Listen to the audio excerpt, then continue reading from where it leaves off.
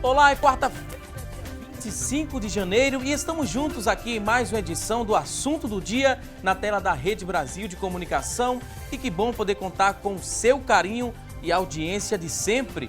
Hoje aqui no nosso programa vamos falar sobre cuidados com a alimentação e com a saúde no geral, agora no período do verão, a estação mais quente do ano. E ainda vamos acompanhar juntos as oportunidades de emprego no quadro Há Vagas. Tem também as notícias da internet, dicas de trânsito, enquete do dia e muito mais. O nosso programa hoje ele está imperdível. E para curtir o verão e tudo de bom que essa estação maravilhosa lhe oferece, é preciso ter uma alimentação leve, saudável, se hidratar e ficar atento com os perigos de contaminação. Frutas, verduras, peixe e frango não podem faltar no seu cardápio, pois eles favorecem a digestão. Os cereais e as leguminosas também devem ser consumidas devido aos seus nutrientes e fibras presentes também. Opte com alimentação bem natural. Evite ali os industrializados, os alimentos gordurosos, as frituras, pois eles tornam o processo de digestão mais lento. E para nos ajudar a entender mais sobre este tema e trazer também muitas dicas sobre este assunto que vamos debater aqui no nosso programa, vamos conversar hoje aqui no nosso estúdio com a Lígia Barros. Ela que é nutricionista clínica e professora da Faculdade Pernambucana de Saúde. Também vai reforçar o nosso bate-papo de daqui a pouquinho o Cadu Lins. Ele que é professor de Educação Física. Daqui a pouquinho a gente vai dar início ao nosso bate-papo de hoje, mas antes vamos acompanhar uma reportagem sobre o tema com Magdiel Nayal. Chegou o verão, as temperaturas sobem e a necessidade de hidratação é constante. Pois bem, uma alimentação balanceada é fundamental para isso, e a melhor indicação são as frutas e legumes. Eles fornecem os nutrientes necessários para repor o líquido perdido nesta estação. Nesses períodos mais quentes, o corpo sofre adaptações para manter a temperatura interna corporal em torno de 36 graus. Como o organismo está usando essas energias do nosso corpo para manter esse resfriamento corporal dentro da faixa de normalidade, uma alimentação mais leve, mais rica em frutas, mais rica em verduras, seria o ideal para evitar uma má digestão. O destaque entre as frutas e legumes ficam com a melancia e o rabanete. A quantidade de água nesses alimentos chega a 98% e 96% respectivamente. E a recomendação da nutricionista é que eles sejam consumidos assim, do jeito que foram entregues pela natureza. Aqui a gente tem alguns exemplos das frutas e vegetais mais ricos em água. Temos como exemplo de frutas a melancia, o melão, o abacaxi e a laranja. Como vegetais em forma de salada, a gente tem como opções o rabanete, temos também os folhosos como alface, repolho e também o tomate. Nesse período de calor, essa quantidade de água vai contribuir com a hidratação da pessoa, além da água e outras bebidas que a pessoa ingere. Esses alimentos vão contribuir com a hidratação, além de fornecer vitaminas e minerais e também fibras, que vai ajudar a dar uma maior saciedade para a pessoa. E não existe restrição de horário. Vai bem no lanche, como sobremesa ou no café da manhã. Só não pode substituir as principais refeições. É recomendável consumir junto com outros alimentos, outras fontes de proteína, de gorduras boas e juntamente com os vegetais, mas nunca substituir uma refeição. Nesta loja de hortifruti no bairro das Graças, a procura por frutas e legumes ricos em água cresceu nessa época. A gente tem um sistema que a gente contabiliza diariamente tudo que a gente vende em todas as nossas unidades. E, ultimamente, a gente vem verificando que há um grande aumento, né, na venda de melancia, abacaxi, frutas cítricas, os nossos folhosos, que são composições até de ser feito alimentações detox. Depois de todas estas dicas, uma informação valiosa. Evite o refrigerante sempre que possível. Pois bem, gostou aí das dicas? Daqui a pouquinho vamos trazer muitas outras dicas e orientações com os nossos convidados de hoje. Mas antes, a gente quer chamar você que está em casa, venha participar aqui do nosso programa. Sabe como você já pode participar? Respondendo a nossa enquete. A pergunta de hoje é a seguinte: você que está em casa costuma mudar a sua alimentação agora no verão? Liga pra gente, responde a enquete, também manda alguma dúvida. 3424-1977 é a nossa linha interativa, já está disponível, você pode ligar. Responde a enquete, deixa alguma dúvida sobre o tema, que estamos debatendo hoje aqui no programa. Participa também através da internet. Acesse lá nossa fanpage facebook.com youtube.com/assunto do dia. Nossa fanpage também já está disponível. Você pode acessar, responde a enquete, deixa alguma dúvida. Daqui a pouquinho nossos convidados terão o maior prazer em esclarecer essa sua dúvida. Participa também através do WhatsApp 994 18 1206. 994 18 1206. Pode mandar sua mensagem, sua pergunta. Daqui a pouquinho todas as suas dúvidas elas serão respondidas. E todos nós sabemos que o exercício físico ele é fundamental para assegurar o bem-estar por completo. A falta de atividade física ela pode reduzir em até 10 anos a expectativa de vida. Já quem se exercita reduz em até 50%, isso mesmo, 50% a chance de desenvolver ali doenças crônicas como câncer, diabetes e problemas também no coração. O exercício ele é um instrumento poderoso que pode melhorar a saúde de todos nós. É importante também que você que está em casa saiba que você pode fazer o que você gosta, o que você tem mais prazer. Pode ser andar ou correr.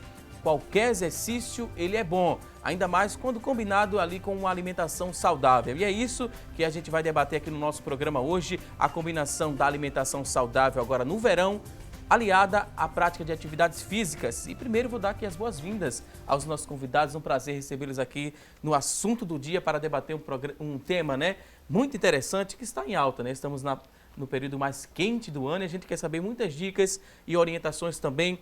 Lígia Barros, seja bem-vinda aqui ao nosso programa. Agradeço o convite, é um prazer estar aqui com vocês, passando um pouco mais de informação sobre a alimentação saudável. Cadum Liz também, seja muito bem-vinda aqui ao nosso programa. Agradeço também o convite. Estação mais quente do ano, a gente falou da importância da hidratação, de se alimentar de forma mais leve. Quem está em casa precisa investir muito recurso para se ter uma alimentação saudável durante esse período mais quente do ano? Ou como a gente meio que já viu, que a alimentação natural ela é mais saudável, ela é mais acessível também? Sim, ou sim. Não, Lígia? Nós temos uma região no país que é muito favorecida pelas frutas e legumes, e nesse período realmente do verão a gente tem uma oferta muito grande. Então o ideal realmente para o consumidor que está em casa é fazer o uso daquelas frutas que estão acessíveis, que são as frutas da safra.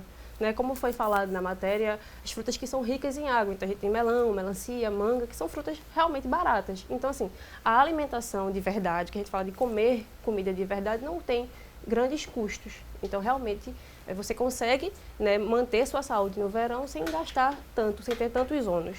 A gente também falou que é importante a prática de atividade física. Pode ser uma corrida, uma caminhada, um exercício que dê mais prazer para quem está em casa. Tem um determinado tempo para começar a realizar essa atividade, seja meia hora por dia, ou a princípio não precisa ser muito rígido, nessa questão do incentivo à prática? Existe sim um determinado tempo que o Colégio Americano de Medicina Esportiva sugere, que é tipo 150 minutos por semana. Tu dilui isso do jeito que tu quiseres, na quantidade de dias que quiseres. Mas assim, como para iniciar, sério, se for lá e fizer 5 minutos, 10, 15, 20, respeita o teu corpo, o que ele aguentar, faz lá, se alimenta bem, se hidrata bem, que vai ser, é o início, na verdade. O início, e não precisa ser um exercício de grande impacto, por exemplo. Para começar, o que eu sugiro é sai de casa, sai do sofá, faz alguma coisa, como você mesmo falou, caminha, corre, pratica um esporte, sai de casa. Depois você vai buscando, na verdade, as alternativas, vamos dizer assim, melhores para se fazer. Mas no começo só se movimenta. Tem algum alimento, alguma dieta que a gente poderia, assim, classificar? Não sei se nutricionista gosta muito de usar essa palavra, dieta. Às vezes é mudança de hábito ou algo desse tipo, nessa linha.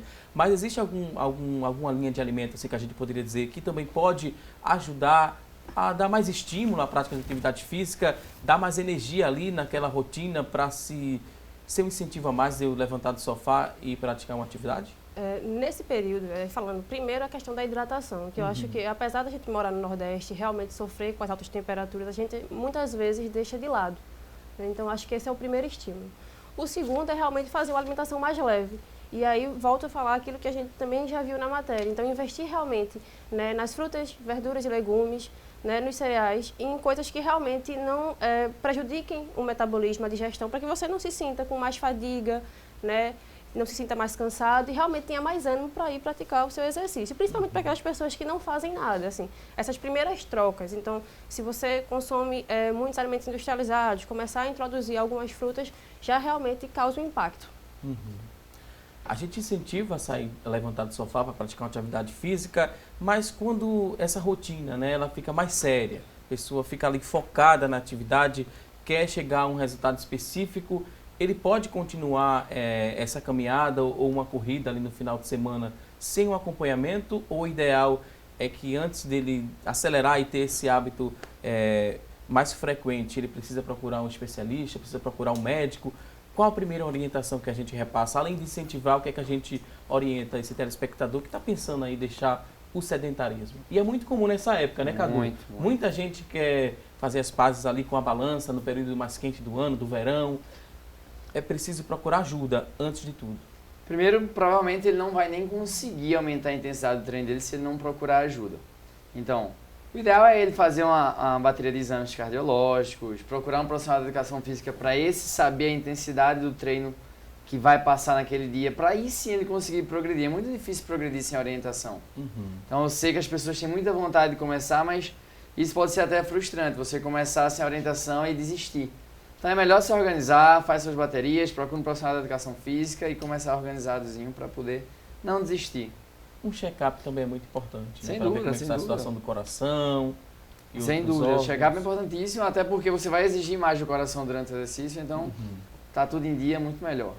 Isso evita o que, por exemplo? A gente meio que procurar um médico antes, procurar um profissional de educação física, se a gente evita complicações futuras? Sem dúvida. Fora isso que eu falei da frustração de não conseguir evoluir, você evita possíveis doenças, você evita possíveis complicações, seja cardíacas, seja musculares mesmo, que vão te fazer não tomar gosto pela atividade. Caso você não faça esse passo a passo aí, provavelmente você vai começar até a ficar chateado com ela, porque toda vez que vai fazer, você se sente frustrado por não conseguir realizar. Muito também do resultado que as pessoas pretendem obter com a prática de atividade física vem também ali de uma boa alimentação.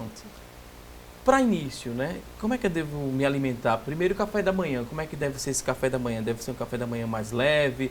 E também, antes de fazer essa atividade física, eu devo me preocupar com essa alimentação ou não? Eu posso me alimentar após o retorno da atividade? O primeiro de tudo é realmente procurar um profissional habilitado, né? Então, procurar um nutricionista, né? Porque a gente está falando de questões individuais, que a gente chama de individualidade biológica. Então, cada indivíduo tem realmente uma demanda de nutrientes diferente. Pensando na questão do desenvolvimento da atividade física, é importante que você se alimente sempre. Essa ideia de fazer exercício em jejum não funciona, né? Então, muitas pessoas acabam fazendo um quadro de hipoglicemia, um quadro de fadiga maior na execução da atividade física, porque tem essa ideia de que talvez consigam resultados mais rápidos sem realizar a alimentação. Pensando muito na nossa regionalidade e nos alimentos, e aí eu vou citar um exemplo, né, porque eu estou falando essa questão de individualidade. Um indivíduo que normalmente se exercita pela manhã, então ele precisa, né, fazer um café da manhã um pouco mais reforçado, né, pensando que ele vai precisar de estoques energéticos para desenvolver aquela atividade. Então, um carboidrato complexo, e aí a gente tem na nossa região um aporte muito grande, a gente tem, né, os tubérculos, o inhame, a macaxeira, então são coisas que a gente normalmente faz uso pela manhã e que podem ser adequados, né, para esse momento pré a realização da atividade física, mas tudo isso é realmente uma questão muito individual. Se a pessoa negligencia, né, esses cuidados com a alimentação, chega ali para praticar uma atividade física, não vai render muito não. Nem vai ter energia render suficiente. e provavelmente vai passar mal. Vai faltar a água necessária para realizar a contração do músculo, vai faltar o carboidrato necessário para ele aumentar a intensidade do treino. Enfim, é melhor ele fazer o passo a passo do que não conseguir realizar a atividade. Durante essa atividade, muita gente também tem dúvidas em relação à hidratação. É aconselhável levar um squeeze, por exemplo, para um treino e sempre estar se hidratando? Ou essa hidratação pode ser feita depois? Como é que vocês profissionais dessa área orientam? Em geral, a hidratação é sempre contínua, né? Principalmente nessa época do ano, então a tendência de desidratação é muito forte. E geralmente a gente só faz o consumo dos líquidos quando a gente sente essa sensação de sede, que já é um indicativo realmente de desidratação. Então, lógico que durante o exercício, justamente pela sobrecarga, você não vai fazer volumes muito grandes, né, de líquidos, mas você pode manter um aporte, né, para não perder muito a linha nesse momento. Dezembro, muita gente exagera ali na alimentação, aproveita a ceia de Natal, também final de ano as festas, já chega agora em janeiro, período de férias, as pessoas vão aproveitar mais a piscina, a praia. É um comportamento e é algo comum nessa época também, vocês que trabalham aí em academias, em institutos, né, que incentivam a prática de atividade física. Nesse período do ano é onde tem um fluxo maior de pessoas, Cadu? Essa segunda quinzena de janeiro, na verdade, é um sucesso nas academias. Muita gente viajou já ali no final do ano, está voltando agora.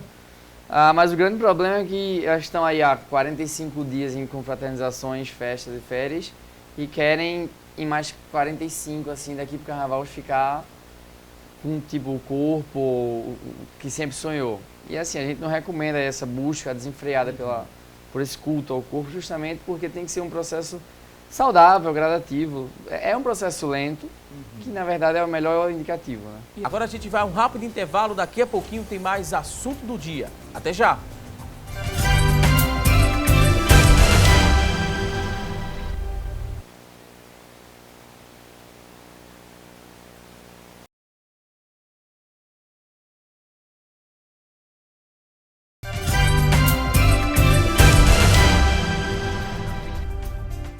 Hoje no programa estamos falando sobre os cuidados com a saúde agora no verão, no período mais quente do ano. Isso mesmo, e agora vamos juntos acompanhar as notícias da internet sobre este tema. Quem vai trazer as informações a partir de agora é a Tânia Silva. Olá, Tânia! Oi, Valdson, uma ótima quarta-feira para você e para vocês que nos acompanham. O destaque de hoje está no site da revista Crescer. A alimentação adequada das crianças no verão. Durante as férias é natural descuidar um pouco da alimentação dos filhos. São inúmeros os passeios, as idas a piscinas, praias e fast foods. E nem sempre o lanche é o mais saudável. Mas de acordo com a nutricionista Abiqueila Melice, o primeiro passo é estabelecer alguns horários para as refeições e jamais pular o café da manhã. Durante o verão é importante também se preocupar com a hidratação das crianças e, para isso, a nutricionista recomenda tomar bastante água ou sucos de frutas naturais, além de vitaminas como leite e frutas, água de coco e picolé de frutas. Já quando o assunto são aquelas guloseimas, o ideal é não proibi-las, mas é preciso ter bom senso, então salgadinhos, refrigerantes, balas, chocolates e outros devem ser consumidos sem exageros e não devem substituir jamais as refeições. Agora a gente volta ao estúdio para saber outras dicas com o Valdson Balbino. Valdson, é com você. Ok, Tânia Silva, muito obrigado por essas informações e a gente lembra, né, diante dessas informações repassadas, que não é fácil não controlar a alimentação das crianças, principalmente agora, última semana de férias, muita gente aproveitando para brincar e também para sair um pouquinho da rotina, né, dessa questão da alimentação. Às vezes muda um pouco ali o horário do almoço, mas é importante, Lígia, não substituir. É preciso seguir essa alimentação, mesmo trocando um pouquinho o horário, dá para se alimentar bem e de forma saudável. A gente tem que entrar nesse momento numa questão de realmente bom senso. Não é saber que as crianças estão num período diferente, né? Elas estão de férias, existe uma questão social, né? Muitas vezes os pais precisam dispor de mais horários para realizar atividades, mas elas também não podem deixar, né, a alimentação de lado, até porque essa questão da temperatura e toda essa questão que envolve a alimentação para trazer saúde e não, né, trazer nenhum malefício à criança. Então, tentar adaptar dentro dessa rotina diferente, né, o bom e o necessário. O período de férias escolares também é um bom momento, Cadu, para a gente incentivar essa criança a sair do sedentarismo. Tem como fazer isso nesse período e quando ela voltar à rotina, ela volta mais adaptada? Seria uma boa ideia para essa época do ano? Férias, pode combinar ali com a prática e o pontapé inicial para uma atividade física que pode render o resto da vida? Eu até acho que é o melhor período. Se você for olhar hoje, as crianças têm menos tempo que adulto, pela quantidade de atividades extras que elas fazem. Colégio, faz um integral no colégio, faz inglês, faz reforço, enfim, várias atividades sedentárias e muitas vezes não tem tempo de experimentar atividades novas. Então, nas férias, na verdade, se puder deixar ela praticar esportes diferentes, futebol, vôlei, natação, corrida na praia, enfim, deixa ela brincar na rua, faz isso. Se ela tomar gosto pela atividade física, ela vai te pedir para fazer a atividade. E aí você organiza o resto do ano dela da melhor forma possível. Ela gostando de fazer, fica até mais fácil. A gente falou também, né, a Tânia Silva trouxe ali nas informações essa questão das guloseimas, né? Tem que moderar, não pode proibir, proibir seria o extremo? A proibição, geralmente, ela traz o efeito contrário, né? Então, a criança que ela passa por essa proibição, ela acaba desejando ainda mais. E a gente está falando de criança, então tem toda a questão social envolvida. Ela tem os colegas de escola, os colegas de condomínio que fazem uso disso. Então, é realmente trabalhar com ela isso. Olha, você pode fazer uso em determinados momentos, né? Elencar alguns horários do dia, alguns horários da semana, né? E o principal de tudo na alimentação da criança é realmente o exemplo dos pais. Né? Porque aquela criança que vê que em casa não entra muitas guloseimas, que faz uso realmente de uma refeição com muitas verduras e legumes, ela vai realmente preferir esse tipo de alimentação. O adulto ele tem a ciência, né, que precisa praticar atividade física para ter uma melhor qualidade de vida. A criança não tem um pouco, né, da noção da importância dessa prática de atividade física. Por isso, é mais difícil que a gente conscientize uma criança que está ali, às vezes, acima do peso, para que ela dê início a essa atividade, ou não? Começando de forma lúdica, a criança entra no embalo e começa a praticar atividade. A palavra é essa aí, forma lúdica. Ela não pode perceber que estão querendo que ela faça atividade física para perder peso. Na verdade, você tem que achar um local, primeiramente, não tem que ser um local agradável, um local colorido, um local aberto, um local onde ela chegue e naturalmente ela queira fazer atividade física. Se você tenta fazer com que ela vá para uma academia, existem vários estudos mostrando que a criança pode ir para a academia já. A partir de 12, 11 anos, ali a academia, que eu estou falando de musculação. Mas o ambiente é muito hostil. É um ambiente muito adulto, um ambiente muito preto, muito cinza, onde só tem ferro batendo, adulto. Então, assim, estimular a criança realmente nesse ambiente é muito difícil. Então, tenta procurar parques, tenta procurar quadras de esporte, tenta procurar uma prática esportiva que ela vá sociabilizar com outras crianças. Aí sim ela vai fazer atividade física, vai perder o peso dela e não vai perceber que está fazendo aquilo de forma obrigatória. Então, a gente fica até brincando, dizendo que para o adulto a gente mira na saúde e acerta na estética, para a criança a gente mira no prazer e acerta na estética. Então, tudo isso tem que estar envolvido até para não se frustrar realmente e de fato deixar, não querer mais fazer atividade física. Em relação agora, muito papai, muita mamãe está acompanhando o programa agora e tem essa dificuldade de estimular esse hábito saudável de alimentação. Qual a primeira dica que a gente poderia repassar? Seria criando ali alguns pratos criativos, né? Fazendo pratos criativos. Eu já vi acompanhando na internet, a gente acompanha e consegue ver ali algumas mães que têm essa preocupação, né? Com as frutas, elas fazem um desenho lá no prato. Seria uma dica para começar esse estímulo? Sim, lembrando que é criança, né? Então, a gente precisa realmente trabalhar na criança as questões que são importantes para ela. Então, essa questão do lúdico traz muita atenção à criança.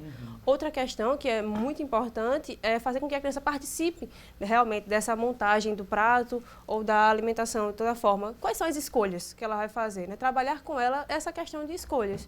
Né? E fazer com que esse momento realmente seja um momento prazeroso.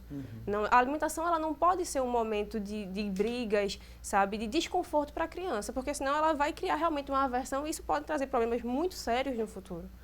Né? Então, é realmente fazer com que ela se sinta participante desse processo de alimentação. Só porque eu estou comendo esse alimento, porque é interessante para mim ter essa fruta, né, essa verdura, e estimular realmente o consumo. Uma coisa que a gente vê muito é que as crianças negam, né, o alimento antes de provar. Por que essa negativa? O que será que a gente fez para que ela negasse? Né? Como foi que foi apresentado esse alimento? Né? Então, até a gente, adulto, muitas vezes nega um alimento porque ele está, assim, de uma forma não apresentável, né? Ou tem alguma memória do passado, né, que não é realmente positiva. Então, para a criança, isso tem que ser muito mais forte. E a criança, né, a gente falando nessa fase da vida, ela não chegou àquele ponto de sedentarismo, de estar acima do peso sozinha. Às vezes existe a negligência também dos pais. Se não é um problema de saúde que ela enfrenta, às vezes é um problema de saúde leva à obesidade, mas quando não é isso, né, Cadu, os pais têm culpa e precisam rever e incentivar o quanto antes. Não deixar que se torne um adulto, né, continue, né, acima do peso. Existe muita culpa, na verdade. Tem muita pesquisa dizendo que hoje o Brasil é o segundo país mais obeso do mundo. E é assim, independente de classe social. Já se fizeram estudos com as classes C e D e viram que a escolha dos alimentos por ele eram muito precárias, então isso fazia as crianças se tornarem obesas. E as classes A e B, a oferta de alimentos não saudáveis era muito precária. Então, assim, eles têm muita culpa com isso. Você já falou aí do exemplo deles. Muitas vezes crianças obesas têm pais obesos. Então, como eles vão cobrar delas se eles não servem de exemplo para elas?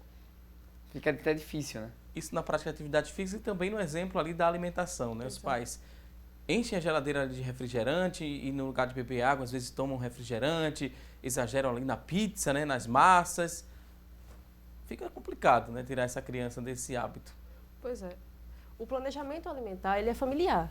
Então, muitas vezes a gente recebe o paciente num consultório, os pais passam o planejamento para a criança. E não, a família tem que participar, é integrativo. Né? É justamente essa questão do exemplo. Como é que uma criança vai fazer uso de um alimento que todo mundo dentro da sua casa, dentro da sua rotina, não consome? Né? Lembrando que é uma criança, ela está desenvolvendo, né, as suas questões. Então, realmente, é familiar, tem que começar na família.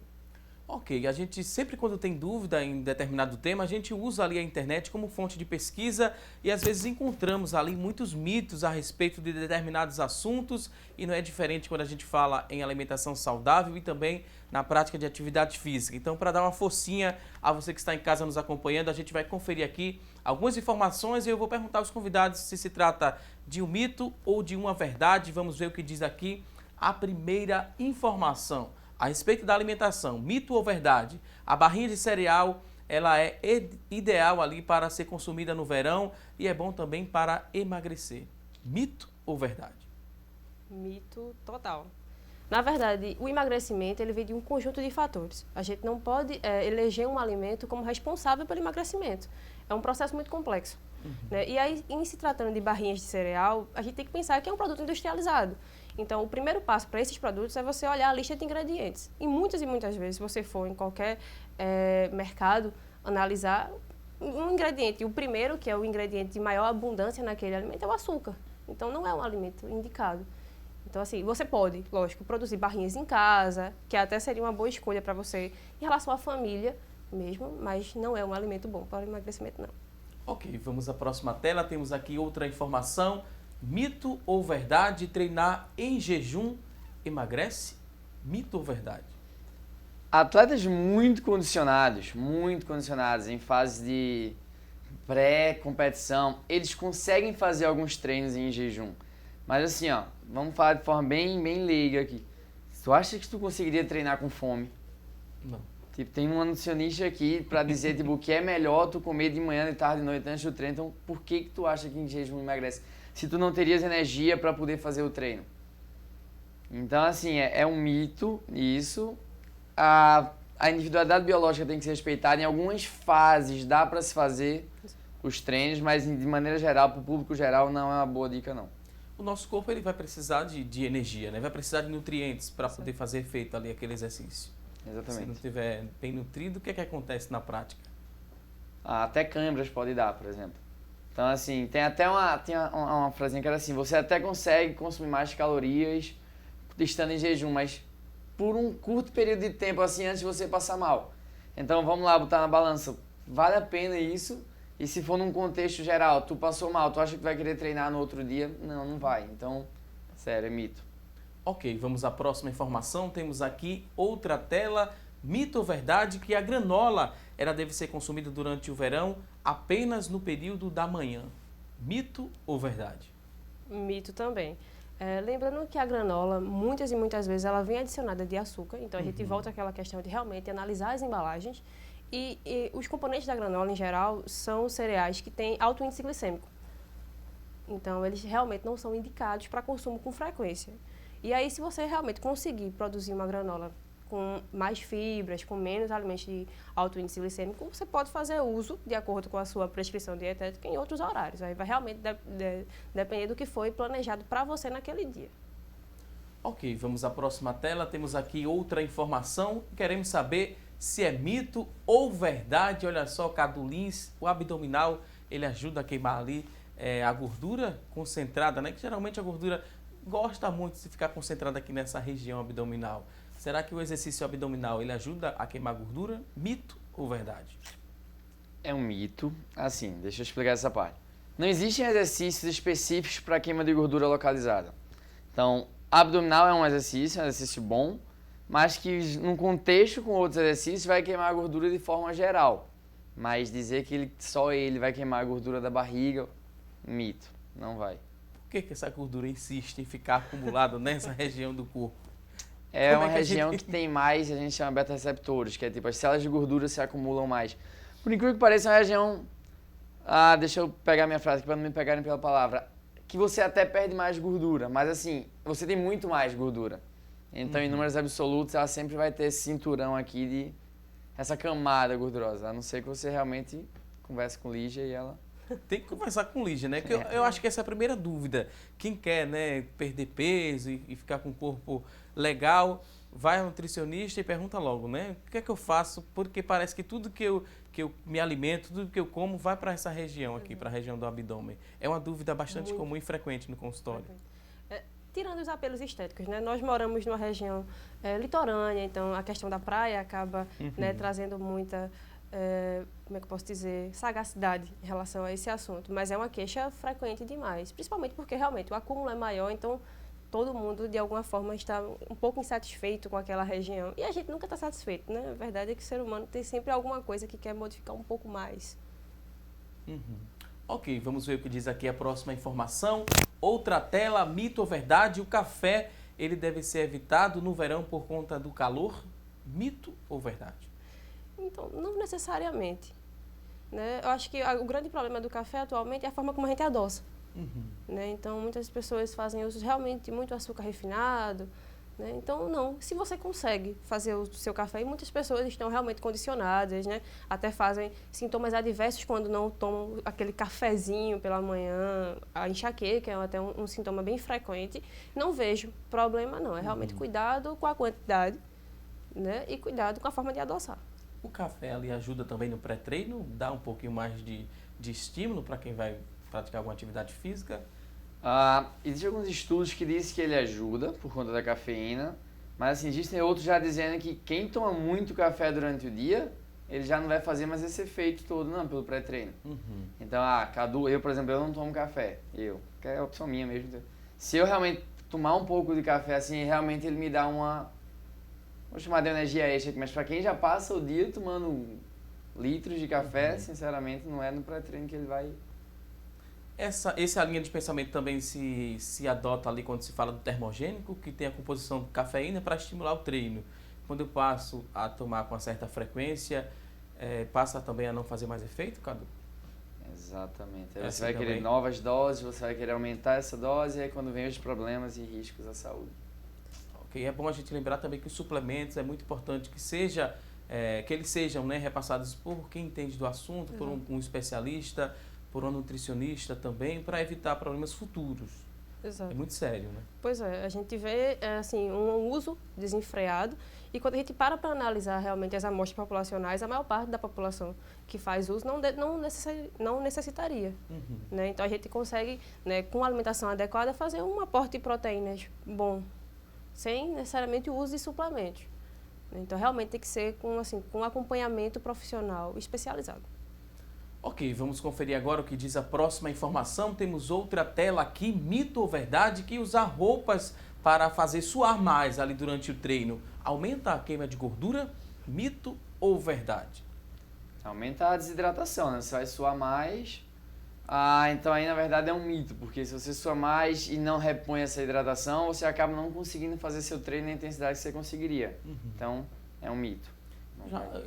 Eu já vi pessoas correndo às vezes com casaco num período quente. Isso funciona muito, por exemplo, para um lutador que precisa perder peso de hoje para hoje à noite. Porque ele vai perder líquido, não vai perder em peso, a palavra não é essa, vai perder na balança, você vai rebaixar porque vai perder a hidratação dele. Mas para pessoas normais, sinceramente, bebe água que é melhor. E qual o perigo dessa hidratação acelerada, né, Lígia? O que a gente pode representar o quê? Essa perda exagerada de líquido sem essa reposição? A gente pode ter problemas de memória, né? Então você pode entrar numa situação de desidratação tão forte que você pode ter uma fadiga excessiva e até pode ter um choque. né, por realmente falta de líquido no corpo. E a gente passa por esse processo de diurese, então a reposição tem que ser contínua. E a tendência do verão é realmente que a gente tenha uma diurese excessiva, porque a gente tem, né, uma sudorese excessiva na tentativa do corpo estabilizar a temperatura. Então a gente tem que fazer o uso de um aporte de líquidos adequado. Ok, vou pedir licença mais uma vez aqui aos convidados. Você que está em casa, tem alguma dúvida ainda sobre este tema? Manda para a gente, 3424-1977. Linha interativa já está disponível. 994-18-1206 é o nosso WhatsApp. 994-18-1206. Manda aí sua dúvida. Daqui a pouquinho teremos o maior prazer em tirar a sua dúvida. Agora a gente vai a um rápido intervalo e até já!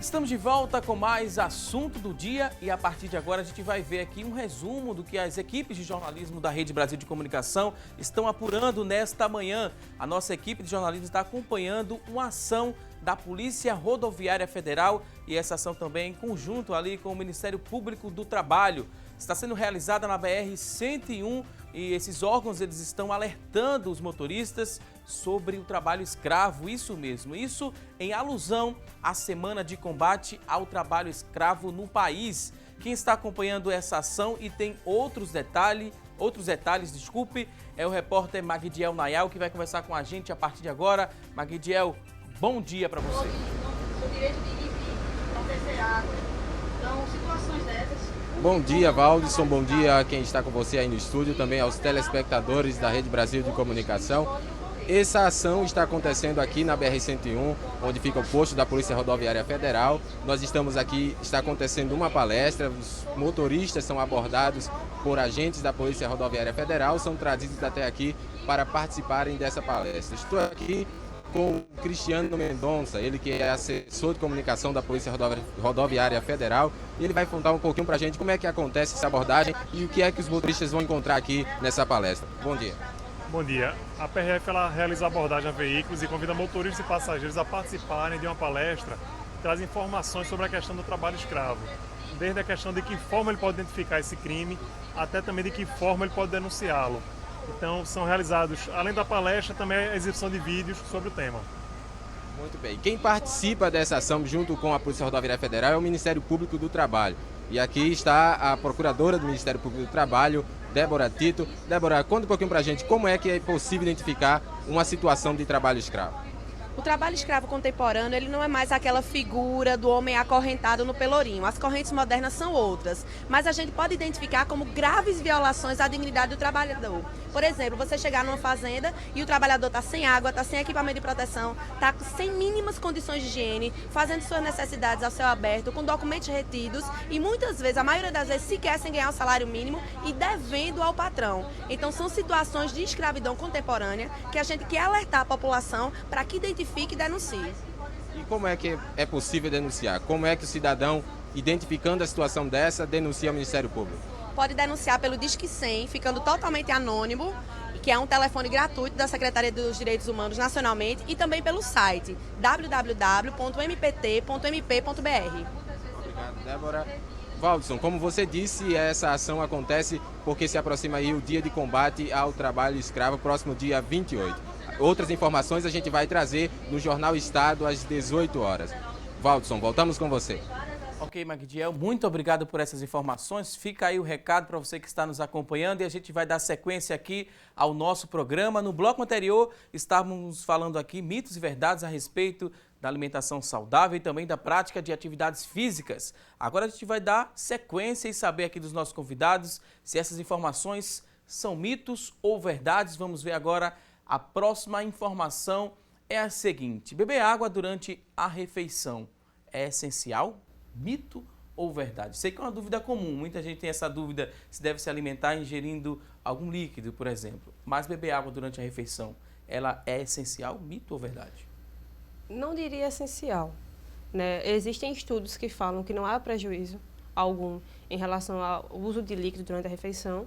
e alguns estudos trazem também. Então, são informações contraditórias. O que a gente orienta é porque a maior parte dos líquidos que a gente faz uso durante as refeições são líquidos calóricos, açucarados, né, e que geralmente trazem plenitude, né, gástrica. Então, às vezes impedem, né, você de realmente realizar a sua refeição da maneira adequada, né, você de saborear a sua refeição, degustar os alimentos, que é uma coisa muito importante que muitas e muitas vezes na correria do dia a dia a gente esquece. Então, esse é um ponto. Então, assim, eu oriento aquele paciente que não consegue não tomar líquido ou que retarde um pouco, né, o horário, 15 minutos, meia hora, né, ou faça uso pelo menos da água, se for assim, a princípio uma coisa que ele não consegue retirar, né, mas isso tudo é muito realmente individual. Ok, vamos à próxima informação. Temos aqui outra tela, mito ou verdade? Olha só, a gordura, ela vira músculo com treinamento físico? Mito ou verdade? Isso aí, na verdade, seria um sonho, né? Isso aí seria o sonho de todo mundo, mas isso é mito, não tem como, ela vira músculo. A frase que se usa é que tipo, eu queria transformar a gordura em músculo. Não é, no caso você vai perder gordura e vai ganhar músculo. Mas assim, não é porque uma virou a outra, não. Ok. Dessa afirmação aqui da gordura que vira músculo, eu lembro de massa magra, né? Muita gente que pratica atividade física escuta falar isso. Massa magra, massa gorda. O que é que seria isso na prática? É ideal que tenhamos mais massa magra do que massa gorda? Não sei não, Cadu. Explica aí pra gente. Vamos lá, vamos pro bom senso também. Massa magra é o músculo, massa gorda é a gordura. Vamos ser bem sinceros. Quanto mais massa magra você tiver, tipo, isso te ajuda muito mais a manter teu peso. Tem uma taxazinha chamada taxa metabólica basal, que é tipo a quantidade de energia que teu corpo necessita para ficar vivo, para se manter durante o dia. Então, quanto mais músculo tu tiver, mais massa magra, maior é essa taxa. Então, quanto mais massa magra a gente tiver, é mais fácil se manter magro. Essa é a grande... Ok, dúvida esclarecida e a gente vai agora para a próxima tela saber se é mito ou verdade. Olha só, Lígia, mito ou verdade que o alimento integral ele não engorda? Mito. Mito, e assim, do ponto de vista calórico, muitas e muitas vezes o alimento integral tem até mais calorias do que o alimento feito com farinha refinada. Qual é a questão? A gente precisa das fibras, né, para o bom funcionamento do intestino, retarda a absorção de glicose, da própria gordura. Então, assim, melhora realmente os parâmetros bioquímicos da pessoa. Então, o alimento integral é mais indicado nesse sentido. Mas em relação a engorda... E aí eu volto àquela fala que eu já fiz anteriormente. Não existe alimento que isoladamente engorde ou não engorde. Tudo faz parte de um contexto. Vai depender ali da quantidade que vai ser ingerida e muitos outros fatores também. Sim. Ok, vamos à próxima informação. Temos aqui outra tela e queremos saber se é mito ou verdade que após a atividade física você deve sentir dor para que o exercício ele surta efeito. Mito ou verdade? Mito. O que acontece? Na verdade, a gente fala que durante o exercício, na verdade, você causa microlesões no seu músculo. Isso é verdade. Assim, você quer, leigamente falando, machucar o seu músculo, mas não necessariamente você precisa sentir dor. Se o exercício for prescrito na intensidade correta, essa microlesão vai ser causada sem que você precise dessa sensação horrível de pós-treino, que inclusive... Para atletas, que é um cara que está acostumado a sentir dor, você até coloca, mas para pessoas normais de dia a dia eu nem se recomendo. Prefiro até que ele reduza a intensidade de forma gradativa para que ele não se desestimule. A dor é muito inibitória, então se você passa uma dor de exercício pode durar até 72 horas. Então imagina, fez exercício ontem e passar 3 dias com dor. Muito difícil você querer continuar fazendo, então prefiro de forma gradativa. Ok, próxima informação, vamos saber se é mito ou se é verdade, uma dúvida também comum, margarina e manteiga, né? A margarina é melhor que a manteiga, mito ou verdade? Mito, na verdade é o inverso. A manteiga é melhor do que a margarina. Pensando na margarina, é o óleo, né, hidrogenado para que ele fique sólido. A manteiga tem um conteúdo de gorduras saturadas muito grande, né, mas pode fazer parte sim de um planejamento alimentar, e lógico, em quantidades adequadas. Ok, vamos à próxima informação. Próxima tela, mito ou verdade? Somente exercício localizado auxilia ali na redução de medidas? Mito ou verdade? Mito. Na verdade, é um conjunto de exercícios, na verdade, que vai reduzir essas medidas. Pelo contrário, na verdade, exercícios localizados não vão tirar medidas localizadas, não. Você vai perdendo como um todo. É como se na corrente sanguínea do nosso corpo fosse passando as células de gordura e elas vão se redistribuindo ali, mas estão ali ainda. Então, procurem exercícios, na verdade, que a gente chama multiarticulares, são inclusive melhores. Exercícios localizados seriam exercícios que envolvem só uma articulação. Os que são multiarticulares envolvem muito mais o corpo todo, então eles gastam inclusive mais de energia, trabalham muito mais músculos, são mais recomendados do que os localizados até. Os exercícios aeróbicos também ajudam a eliminar mais as medidas ou não necessariamente? Num contexto, sim, eles são bons exercícios, mas assim, num contexto, não só eles, os exercícios de resistência cardiovascular também são muito bons. Enfim, a gente tem que analisar aluno por aluno. Ok, vamos à próxima informação. Temos aqui outra tela. Queremos saber se é mito ou verdade que o queijo branco ele é aliado ali na dieta. Mito ou verdade? É uma verdade. Né? O queijo branco tende a ter um menor teor de gordura. Né? O que a gente pode questionar é o uso realmente de queijos ultraprocessados. Esses não são indicativos. Os queijos muito maturados, que a gente consome, né, mais amarelados, como a gente costuma falar, podem ser, né, até associados em alguns momentos. Mas, no geral, para o dia a dia, o queijo branco é o mais indicado. Ok, vamos à próxima informação. Mito ou verdade? A corrida ali com passos largos, elas potencializam o processo de emagrecimento? Mito ou verdade? Essa é interessante. Quanto mais passos largos você der, significa que você tem um melhor padrão de corrida. Desde que esses passos largos sejam com controle motor, que você esteja amortecendo bem. Então, se você está conseguindo isso, provavelmente você vai conseguir correr mais, você gasta menos energia durante o movimento. Consequentemente, você talvez perca um pouco mais, você emagreça um pouco mais, mas assim, não vai nessa de querer dar um passo largo visando emagrecimento, não. A corrida ideal, na verdade, é uma corrida sustentável, é uma corrida que você consegue respirar, que você consegue... A gente chama assim, você tem que chegar num pace. O que é o pace? É uma zona de conforto da corrida, não é nada muito desgastante. Que você consegue recuperar durante a corrida, para poder ir mais longe. Então, os passos largos têm algum benefício, mas tem que ser muito bem trabalhado isso aí. Não é só começar a dar passos largos a qualquer custo, não. Por falar em passos, é importante também a preocupação com o calçado. Sem dúvida. Também tem um monte de marca hoje no mercado, então é muito individual isso. Tem gente que tem uma pisada um pouquinho mais pronada, outros mais supinada. Procura um profissional de educação física que isso vai te ajudar a conseguir correr mais, porque vai causar menos impacto, vai causar menos dor. Tá? E fora o calçado, você tem que aprender a amortecer, a dar o passo. Tem muita gente que diz, todo mundo sabe correr. Não é bem assim, não. Você tem que ter a técnica de corrida para que com isso não prejudique nenhuma articulação e não sinta o efeito contrário, né? Em vez de perder peso, você se machuque. Para fazer uma atividade física, né, voltando em relação à alimentação, eu devo me alimentar quanto tempo antes de praticar essa atividade física? No caso, se eu vou caminhar ou então correr um pouquinho, né, dar um passo mais largo, devo me alimentar meia hora antes desse exercício? É o ideal ou não tem esse tempo também estimado? É individual. Depende muito do tipo de exercício, né, e como vai ser esse gasto. Né, o horário também, né, Lígia? Exato, do horário do dia, quando foi a sua última refeição, qual foi o conteúdo daquela sua última refeição, então tudo é muito variado. Ok, temos aqui outra informação, temos outra tela. Mito ou verdade? Vamos lá. A beterraba, ela é boa para a anemia? Mito ou verdade? Esse mito me remete muito à infância, né? Eu acho que todo mundo foi obrigado a consumir beterraba, suco de beterraba, para evitar a anemia. Mas, na verdade, é um mito. A beterraba tem um conteúdo que a gente chama de ferro não M, que é um ferro que é normalmente encontrado em vegetais e que, para ser absorvido no corpo, ele precisa de um quantitativo maior e de alguma ajuda que seria da vitamina C, presente, por exemplo, nos sucos cítricos. Então, as fontes de ferro mais biodisponível seriam as fontes animais.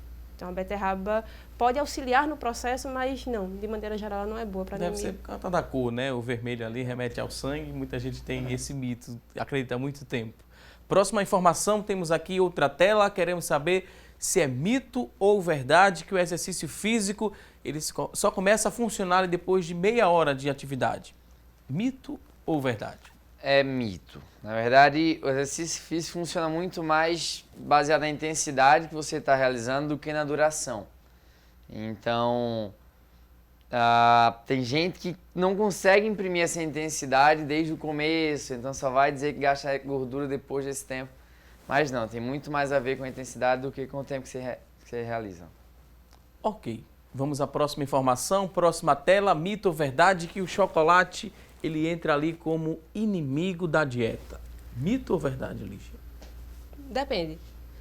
Normalmente o chocolate que a gente faz uso é um chocolate que tem um conteúdo de açúcar muito grande, né, e um pouco teor de cacau.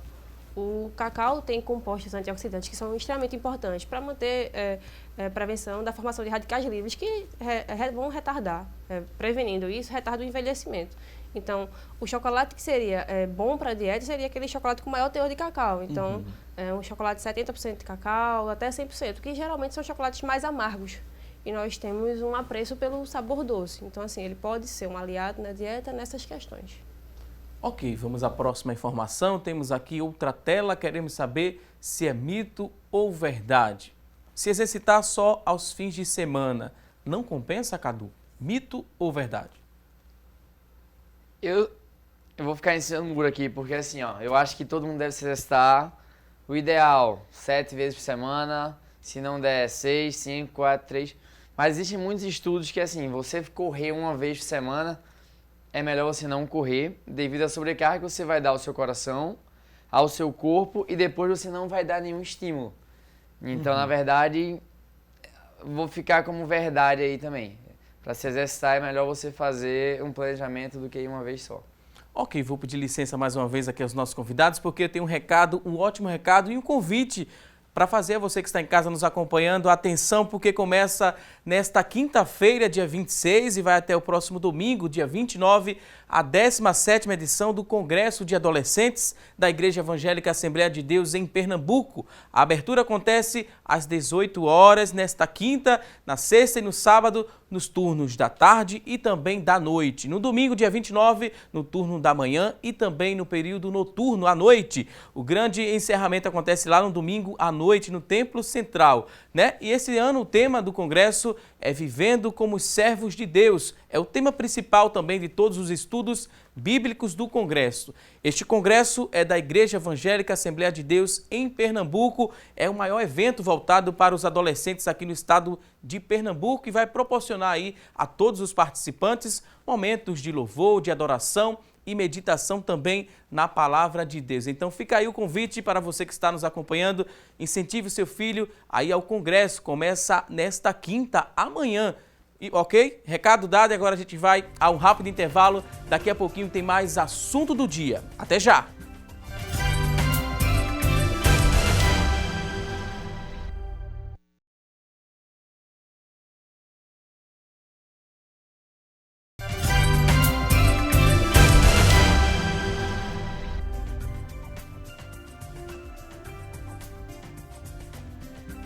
Estamos de volta com mais assunto do dia e agora vamos conferir as oportunidades de emprego. Você que está em casa em busca de uma recolocação no mercado de trabalho, preste atenção às dicas que vamos trazer a partir de agora no quadro Há Vagas.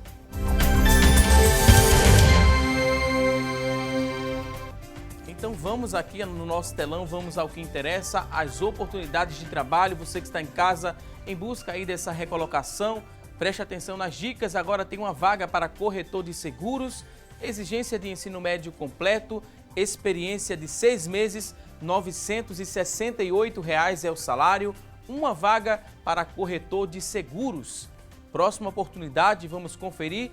Agora temos 3 vagas para psicólogo organizacional, exigência de ensino superior completo, 6 meses de experiência, R$ 1.000 é o salário, são 3 vagas para psicólogo organizacional. Vamos conferir juntos aqui mais oportunidades de trabalho.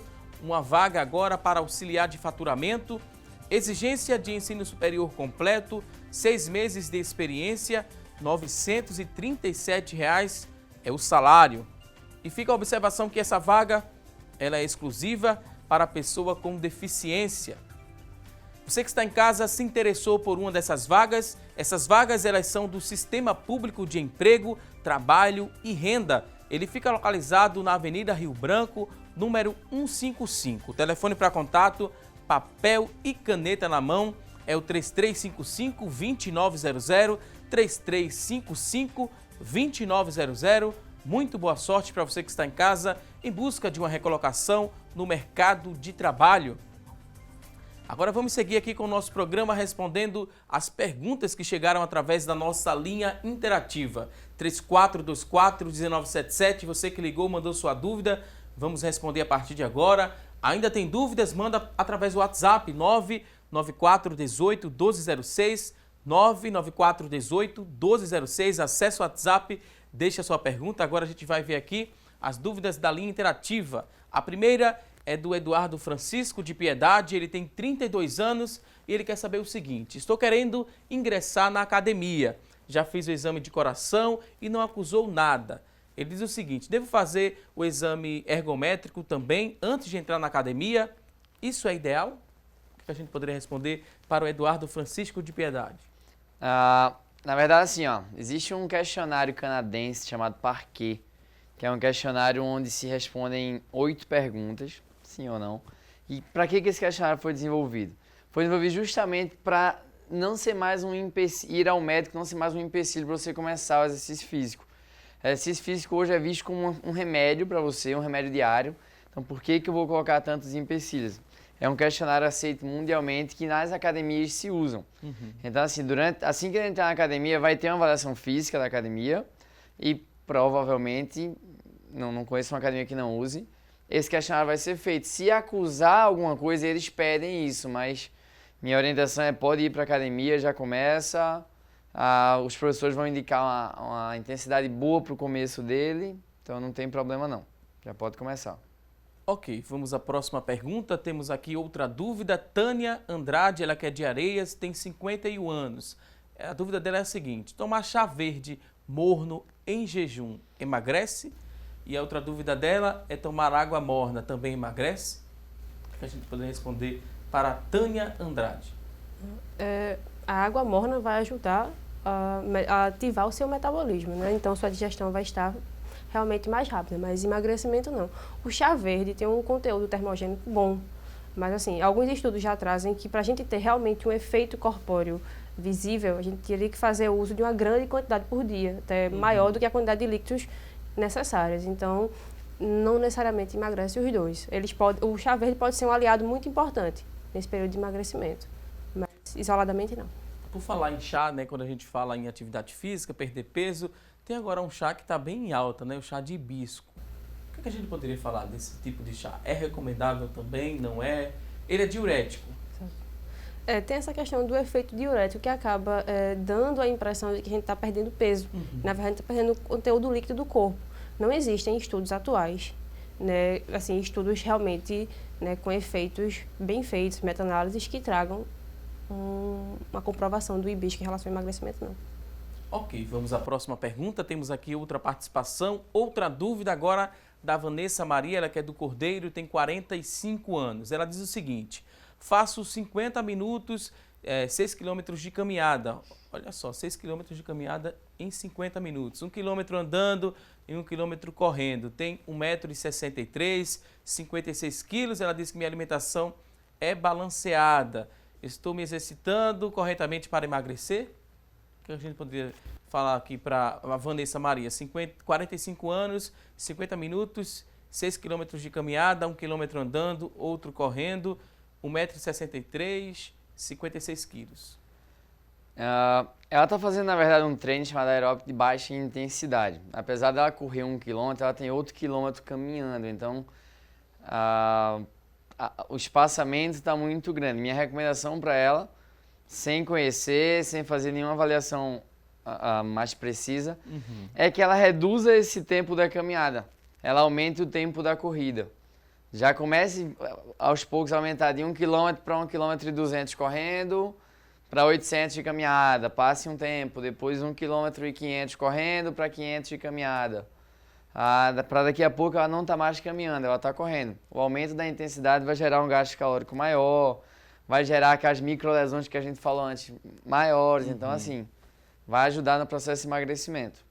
Quando ela fala, né, minha alimentação é balanceada, o que é que a gente entende por alimentação balanceada, no geral, para quem está em casa nos acompanhando? A ideia da alimentação balanceada é aquela alimentação que tem todos os macro e micronutrientes necessários para que o corpo funcione bem. Né, o que eu indico para a Vanessa é que ela realmente procure um profissional para realmente ver se essa alimentação está balanceada. Né, a visão do profissional, nesse caso, pode trazer uma luz de uma coisa que ela não perceba. Né, mas a ideia é que realmente ela esteja consumindo todos os grupos alimentares e suprindo todas as necessidades. A Vanessa, ela falou, né, dessa questão da caminhada, alternando ali com a corrida e indo para o ambiente da academia. Muita gente tem dúvida em relação à esteira, né, Cadu? Qual o ideal, né? De que momento do treino a gente pode fazer essa esteira? Antes de começar a musculação ou após a musculação é mais indicado? Vai depender muito em que fase do treino ela se encontra, mas pode ser feito tanto antes quanto depois. Às vezes não é nem necessário, quando ela está numa fase de treino de musculação boa, quando ela está numa fase de outro exercício muito bom. Depende muito de como está a dieta dela, de como está o contexto geral dela, mas pode ser feito tanto antes como um pré-aquecimento, como um aquecimento, como pode ser feito após para aumentar o gasto calórico do treino. Enfim, é muito relativo essa pergunta. Ok, vamos conferir agora mais outra dúvida que chegou através da linha interativa. Maria do Carmo, dos Torrões, 43 anos, tem 58 quilos. Ela diz que faz caminhada às 5 horas da manhã e durante 1 hora essa caminhada. Antes de sair, bebo apenas um copo de suco de limão, sem açúcar e sem nada. Quando volto, bebo água e consumo a fruta. Depois de meia hora, tomo café da manhã. Essa minha forma de se exercitar e de se alimentar atrapalha o emagrecimento? Estou agindo de forma correta? Que a gente poderia dizer aí para Maria do Carmo? Eu estou vislumbrando um pequeno pedaço do dia dela, né? Vendo essa parte inicial do dia, eu vejo que ela consome muito pouco. Né? Então, ela não faz realmente ingestão de bebidas açucaradas. Se ela se satisfaz, né, não está passando mal no treino só com esse suco de limão, consegue realizar da maneira adequada, eu não vejo porquê. Mas aí, para dizer se ela está se alimentando da maneira adequada, eu teria que ver as outras refeições, para saber como é que ela E eu também não consigo ver que exercício que ela faz, né? Então... Caminhada, 5 horas da manhã, ela só faz uma caminhada de 1 hora. Caminhada, desculpa, tá. Durante 1 hora. Eu falei, na verdade, no caso anterior, a caminhada não é o melhor exercício para emagrecimento. É um bom exercício para poder começar, para sair do sedentarismo, para sair de casa. Então, tanto que alguns profissionais criticam a caminhada, eu não critico. Eu acho que já é um pontapé inicial, mas assim, ela vai ter que aumentar essa intensidade para poder ter o emagrecimento que ela deseja. E chama a atenção, né, muita gente também que está em casa, que está acompanhando, essa questão do beber um copo de suco de limão, sem açúcar e sem nada. O suco puro ali do limão, sem nenhum acompanhamento. Isso não pode ser prejudicial à saúde? Por ser ácido o limão ou não necessariamente? Não necessariamente. Ela pode fazer isso, tomar o suco e caminhar, não tem problema? Pode. Se ela não tiver nenhuma patologia gastrointestinal que realmente precisa excluir ácidos, não vejo porquê. Realmente o limão é um suco muito de baixa caloria, baixo índice glicêmico, assim, até indicado, por exemplo, para pacientes que tenham hipertrigliceridemia e que precisem fazer restrição de carboidratos. Mas aí tem que ver o resto do contexto. Ela não falou nem o que ela consome no café da manhã. Aí tudo agregado é que vai fazer diferença para esse emagrecimento. Outro ponto que eu queria destacar aqui, aproveitando a dúvida da Maria do Carmo, em relação ao horário da atividade física. 5 horas da manhã. Como é que a gente determina esse horário? Seria o horário que eu tenho livre para fazer esse exercício? Eu posso fazer em qualquer horário? Ou quando eu faço mais esse exercício à noite, eu vou conseguir dormir um pouco mais tarde por conta do meu organismo que ainda está acelerado? Como é que a gente pode destacar essa questão do horário a praticar atividade física? Existe um monte de estudos sobre horários melhores de se fazer.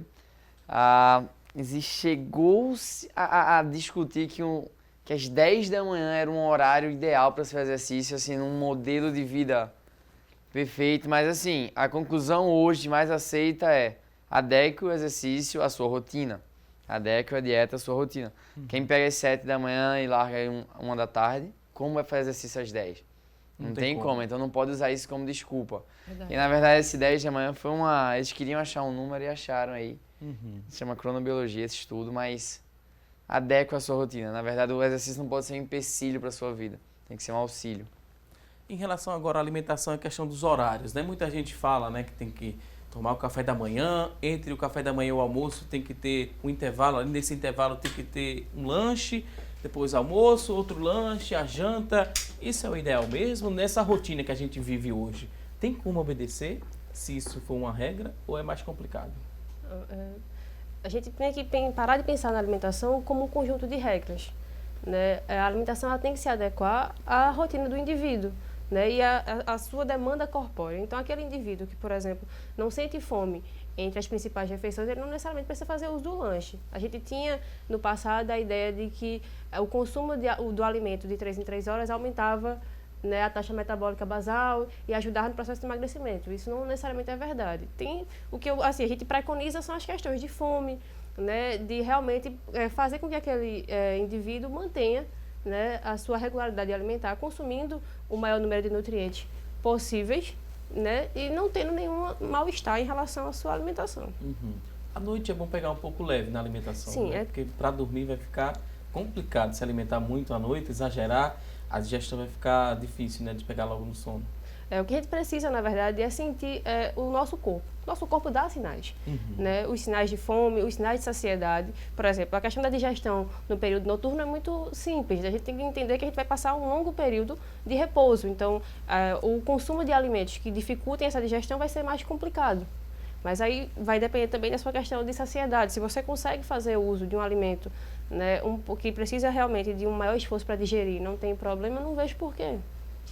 Ok, temos algumas participações aqui através do nosso WhatsApp, vou repassar as perguntas.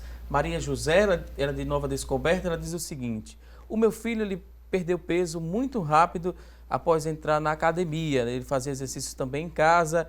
Essa perda de peso tão rápida, né, foi devido ao muito exercício que ele fez. Ela disse que o emagrecimento dele foi além do normal. Sem ter números, na verdade, é um pouco difícil comentar, mas tem a gente fazendo brincadeira que o que vem rápido vai rápido. Então, eu não sei o que métodos ele adotou.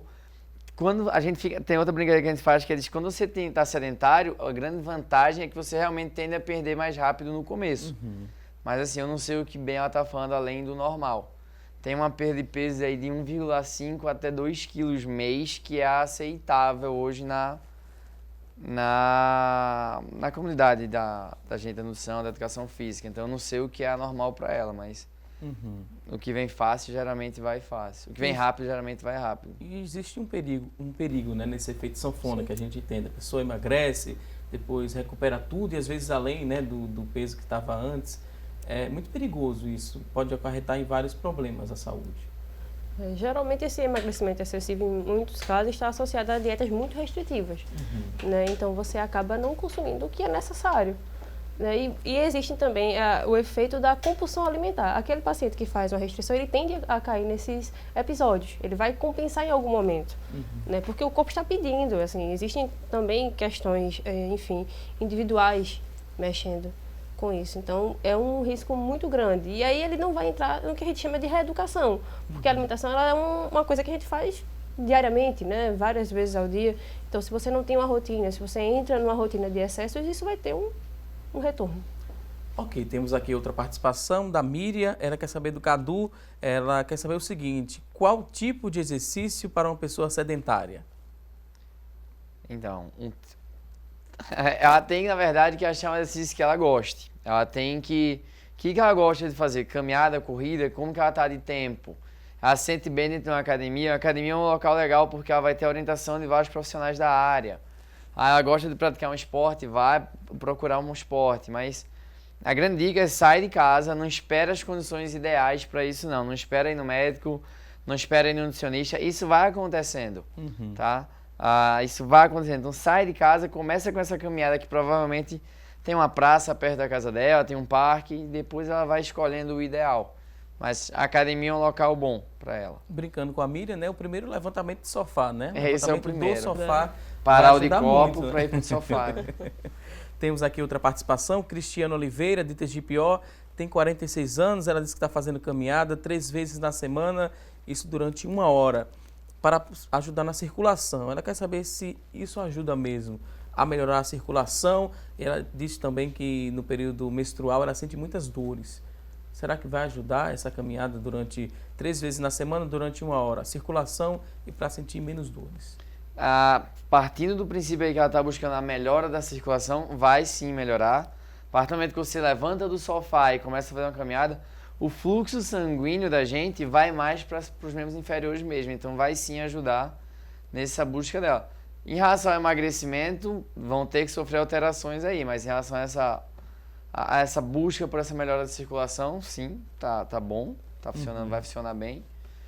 E as dores, provavelmente para ela tem que ver isso aí, não tem que negligenciar a dor, não. Então, investigar se é só no período menstrual, investigar se a alimentação está adequada para esse período também, não negligencia a dor, não. Ok, temos aqui outra participação, Marta Silva, ela quer saber em relação aos isotônicos. Eles podem substituir a água na hora da hidratação? É uma dúvida interessante, né? Não. Lembrando daquilo que a gente sempre fala, o mais natural possível. Né? Lógico, se você tiver no momento o isotônico, o melhor a ser utilizado é o natural, que é a água de coco. Né? Mas os isotônicos industrializados geralmente são argumentos utilizados por profissionais especializados que precisam de uma reposição mais rápida, né? Mas não necessariamente precisa ser de uso por pessoas que fazem exercícios normalmente, não. Ok, vou pedir licença agora aos nossos convidados para a gente conferir o resultado da enquete de hoje. A nossa pergunta foi a seguinte: você que está em casa costuma mudar a sua alimentação agora no período do verão? Olha só, 35% das pessoas que ligaram e participaram disseram que sim, que mudam a alimentação nesse período do verão. 65% disseram que não mudam a alimentação durante esse período mais quente do ano. Nosso programa agora está chegando na reta final. Queria desde já agradecer aqui a participação dos convidados. Lígia Barros, ela que é nutricionista clínica. Muito obrigado pela sua participação. O espaço agora está aberto para o último recado. Considerações finais, pode ficar à vontade. Agradeço o convite, foi excelente participar dessa discussão muito enriquecedora. Chamar as pessoas para a ideia de que realmente a alimentação pode ser uma coisa simples, fácil, né? Comida de verdade é o que a gente indica, então são coisas que você dispõe no seu dia a dia normalmente. Então, nesse momento do verão, fazer realmente uso de muita água, manter sua hidratação adequada, né? Sempre que puder, ter uma garrafinha ou um copo acessível para que você não esqueça. Muitas frutas, né? Alimentos que tenham uma digestão melhor, né? E evitar frituras, alimentos que tenham muito conteúdo de sal. Nos lanches, vocês podem fazer uso de algumas oleaginosas, castanhas, nozes, e sempre ter atenção aos sinais do corpo, realmente, de fome, de saciedade, para não exagerar e se manter no ritmo. Lembrando que é uma estação realmente muito perigosa para a desidratação e a gente tem que manter a alimentação adequada. Mais uma vez, muito obrigado, Lígia. Também queria agradecer ao Cadu Lins, ele que é professor de Educação Física e proprietário do Instituto Movimento. Cadu, muito obrigado pela sua participação. O espaço agora está aberto para o último recado. Considerações finais, fique à vontade. Obrigado, Valdo. Sempre um prazer falar de exercício físico. Gosto demais, sou um apaixonado pela área de educação física, sou um apaixonado por movimento. Então, minha dica é, quanto mais pessoas estiverem se movimentando, mais saudável vai ser a nossa cidade, mais saudável vai ser a nossa população. Então, acha um esporte, acha uma atividade que vai te dar prazer, sai de casa, se movimenta, dê exemplo para os seus filhos, coloquem eles para fazer exercício. Vamos tirar o Brasil aí desse segundo lugar do país mais obeso do mundo, que isso vai só ajudar a gente, vai sofrer impacto gigante na nossa saúde e na nossa qualidade de vida, tá bom? Mais uma vez, muito obrigado aqui aos convidados. Queria agradecer a você que está em casa, que ligou e participou aqui do nosso programa. Muito obrigado pelo seu carinho e audiência de sempre. Não se esqueça, teremos um novo encontro amanhã, ao vivo, a partir das 9h30 da manhã, aqui na Rede Brasil de Comunicação. Um forte abraço e até lá!